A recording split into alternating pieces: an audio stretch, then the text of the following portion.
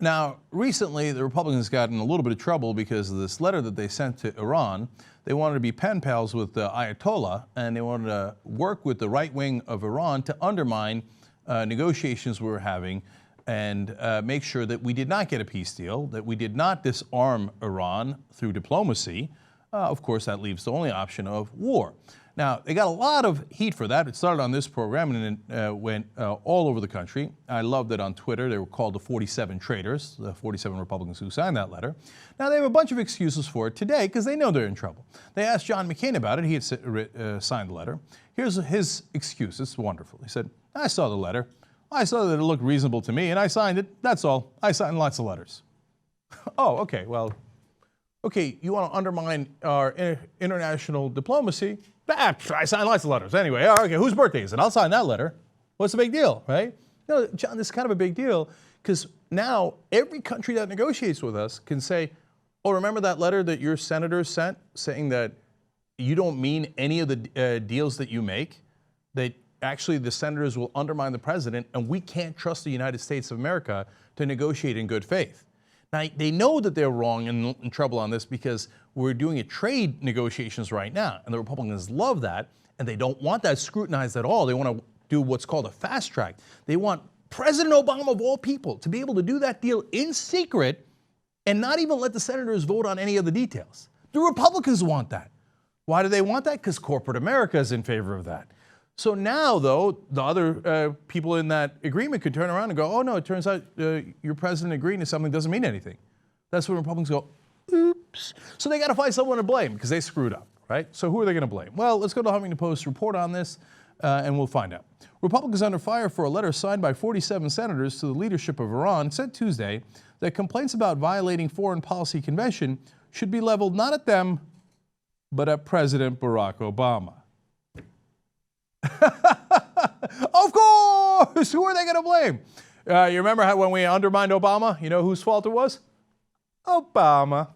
Thanks, Obama. You made us do it. You made us undermine you. Okay, all right. So let's understand that rationale. They explain, if it weren't for Obama's failure to consult lawmakers about the negotiations or his threatened veto of a proposed bill to give Congress the final vote on a nuclear agreement, senators wouldn't have had to speak out in the first place, they argued.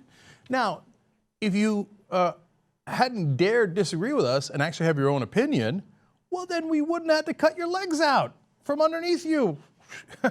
You made us do it by not immediately doing exactly what we demanded of you. And by the way, what was their demand? Was to get rid of the negotiations in the first place, right? So you didn't end the negotiations, so we had to go behind your back and go against our own country and try to cut a deal with the Ayatollah and say, no, there should be no negotiations to get that result anyway. And we did that nearly traitorous act because you made us. Unbelievable. It's Obama derangement syndrome to the nth degree. There's no end to this. Everything is Obama's fault. Even when they punch Obama in the face, it's Obama's fault. Okay, Bob Corker explains. Now, he didn't even sign the letter. He'd like to do legislation that's more effective in undermining this policy, and he's worried that this will cost some Democratic votes. And he says, I think that no doubt the fact that the president, issued a veto threat on a very common sense piece of legislation, that's his, of course, probably evoked, a good deal of passion. We were just so passionate because Obama didn't allow us to kill his deal. So we got worked up and killed it anyway, or tried to kill it anyway, and we did it in a public way, and we worked with the Iranian mullahs to do it. But you see how that's Obama's fault. Finally, we go to George Pataki. He's former governor of New York. He thinks he's running for president. George who? Pataki? All right, anyway. And he's going to, of course, he's not a senator. He didn't sign the letter, but he's going to defend them as well. And he's also going to blame Obama. He says, I also understand the frustration when this president has done everything in his power to prevent awareness on the part of the congressional leadership on exactly what the terms under consideration are, or his willingness to sit down with Congress and talk about the legislation they're trying to pass right now.